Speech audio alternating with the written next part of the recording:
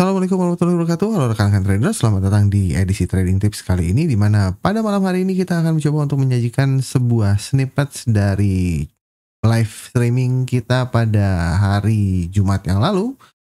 Dan saya rasa snippet ini akan cukup bermanfaat untuk bisa memberikan gambaran kepada rekan-rekan sekalian mengenai tahapan apa yang perlu untuk Anda perhatikan dalam membangun pandangan berdasarkan fundamental.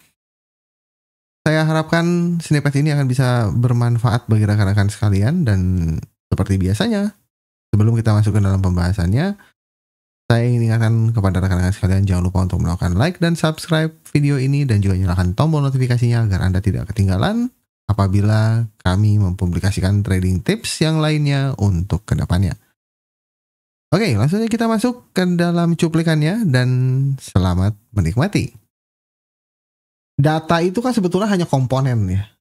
Ultimately sebetulnya yang akan menjadi pertanyaan adalah bukan dari sisi datanya. Kenapa data ini misalnya katakanlah ada non-farm payroll ya kan, ada CPI misalnya, ada PPI ya kan, ada PCE gitu kan. Kenapa ini berpengaruh terhadap pergerakan pasar? Karena ultimately data-data inilah yang akan gunakan oleh Federal Reserve atau Central Bank lah secara keseluruhan untuk membuat yang disebut dengan monetary policy ya, atau menentukan monetary policy-nya. Yang mana monetary policy ini ya berhubungan dengan rate ya kan. Rate ini ya akan ada ya, kalau untuk sekarang mungkin 3 ya. Ada hike. Oke, kemudian ada pause. Dan juga ada cut. Nah, meski tidak mengetahui ini semua, si pejabat Fed ini, kalau misalnya dia bisa tahu Fed akan melakukan hike, pause, ataupun cut, ya sebetulnya itu sudah lebih dari cukup. Ya. Jadi, ada yang melakukan trading dulu salah seorang, saya lupa namanya siapa ya. Saya lupa namanya, tapi di tahun lalu kalau nggak salah itu dia sempat dicopot jabatannya. Bukan dicopot sih sebetulnya, tapi tidak lagi melakukan atau tidak lagi diperbolehkan melakukan trade dari dalam bentuk pertanggungjawabannya dia mengundurkan diri. Dari K kalau nggak salah namanya itu, dari K siapa gitu, bukan Kashkari. Adalah ya, saya lupa namanya, nanti mungkin Anda bisa coba cari di Google. Jadi yang paling penting itu sebetulnya ya ini ya. Kenapa data-data ini penting untuk kita sebagai seorang retail trader? Karena data-data inilah yang akan memberikan gambaran kepada kita apakah kemungkinannya Fed akan hike, apakah Fed akan pause, apakah Fed akan cut ya. Nah, dari mana kita bisa tahu atau parameternya ini untuk bisa menentukan ini dari mana gitu ya? Dari minutes ya, atau dari FOMC minutes. Jadi minutes dari Fed. Minutes, kemudian dan juga speech, ya. Jadi dari minutes dan speech Anda akan bisa mengetahui parameter apa yang bisa dijadikan acuan di sini ya. Misalnya katakanlah apakah nilainya NFP yang plus atau negatif, itu akan efeknya seperti apa ke monetary policy tadi, ya. Jadi seperti tadi kan kalau kita mendapatkan nilai NFP yang negatif ya kan, atau NFP yang minus gitu kan, otomatis dari data ini akan memperbesar kemungkinannya apa dari sini kan.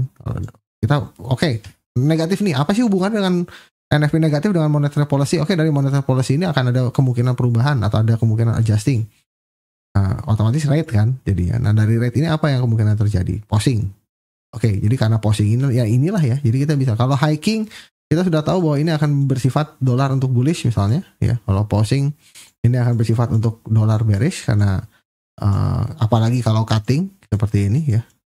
Ini bearishnya 2. Ya, jadi ya data-data ini sebetulnya adalah untuk membantu kita mendeterminasikan apa langkah monetary policy dari Fed selanjutnya. Karena katakan di minggu depan CPI saya tahu plus atau negatif. Bagaimana kalau ternyata datanya plus gitu. Katakanlah, kalau berarti saya tahu bahwa kemungkinan ya Fed akan bisa hike di minggu depan kalau CPI-nya plus.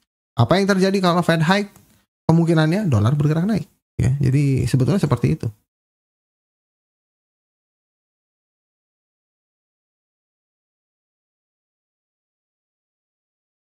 Oke, terima kasih banyak Untuk rekan-rekan yang sudah menonton video kita kali ini, mungkin pendek ya, dan saya harap ini bisa menjadi panduan bagi Anda untuk bisa memahami lebih lanjut bagaimana fundamental bekerja. Dan untuk video lengkapnya silahkan Anda menonton live streaming yang sebelumnya sudah dilakukan pada saat rilis data November payroll pada hari Jumat lalu.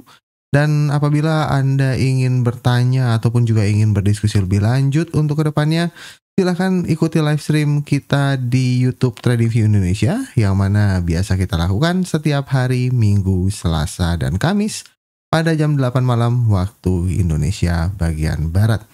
Tentunya kritik dan saran tetap kami terima. Jangan ragu-ragu untuk mengutarakan komentar atau menyampaikan aspirasi Anda melalui kolom komentar di bawah video ini. Dan sampai bertemu lagi pada trading tips berikutnya.